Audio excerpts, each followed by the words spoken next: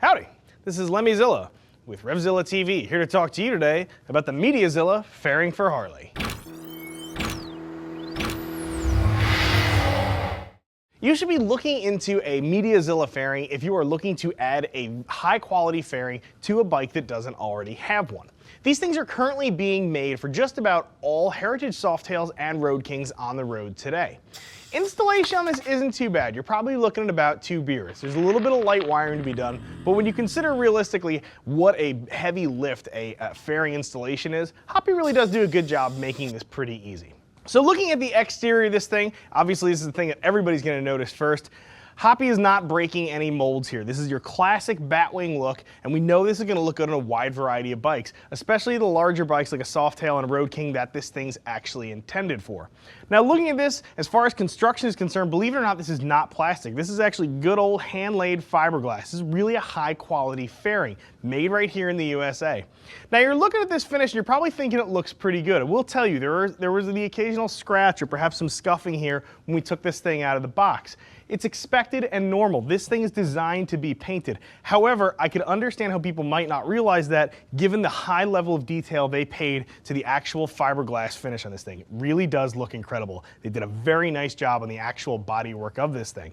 You can also see up here too, it does come with a windshield on here, a mid-level windshield height-wise. This is just going to be a very classic, very middle of the road setup. Nothing here is going to be too groundbreaking. Now let's get inside this thing and we'll check out a cockpit view on it.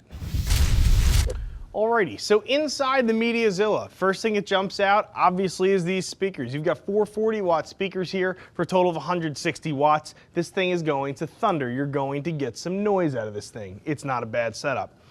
The head unit in this puppy is a Jensen Marine unit. So this thing is going to be weatherproof. It's also going to have a lot of features built right into it. You've got your standard AM, FM. This thing will also do weather band radio. It's Bluetooth equipped too. So if you want to play something from your phone through this thing, it's not a problem at all. You can see here too as well, dual 12-volt outlets. That's nice in case you want to run some other accessories. Those of you who are rocking a GPS or maybe a radar detector, you can plug everything up and you're ready to rock and roll with this thing. Up here too, there's also a media drawer. This is going to have spots for line in. You're going to have USB power as well as a 3.5mm audio jack on this thing. Plus this drawer has a nice little foam padding in there. It's going to keep your whatever media it is that you're using, whether it's an iPod or perhaps a smaller MP3 player, it'll keep it safe in there. You're not going to have to worry about it rattling or possibly getting lost going down the road. Now we come to the elephant in the room, installation. I had mentioned this thing is a 2-bearder.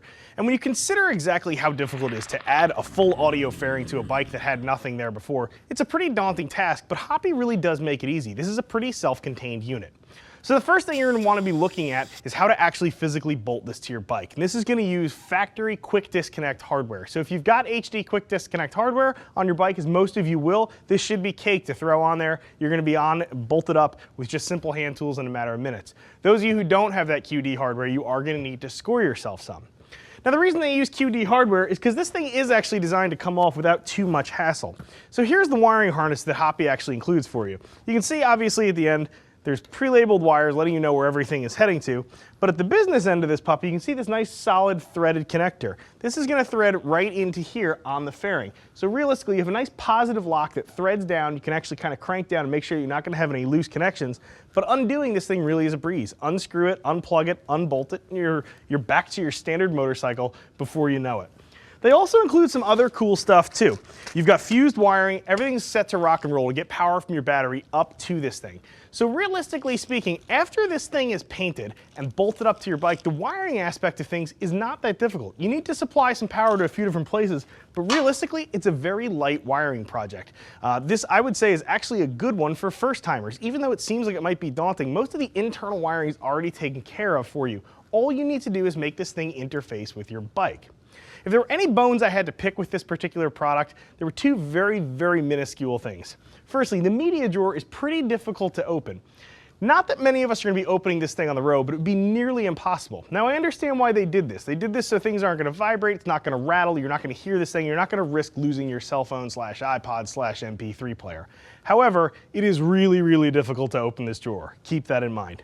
The other thing I wasn't super fond of too was this hardware down here. It's a little rough in a few spots and it could lead to scratching of chrome. If I was going to install these on a motorcycle, I would definitely touch these all with a file, clean up some of the burrs and nicks on there to make sure I wasn't damaging my bike. However, when you consider the overall cost of this thing, it really is a nice unit. I think they're definitely delivering on the price they're asking for this. Really is a nice setup. My opinion is not the only one that matters though. Click below, see what some riders who already rock a Mediazilla on their particular motorcycle have to say about it. If you've got a question about fitment or there's something I didn't answer for you, definitely get in touch with one of our gear geeks and we'll get it figured out. 877-792-9455 by phone, or you can always drop us an email, cs@revzilla.com. I'm Lemmy, I'm out of here.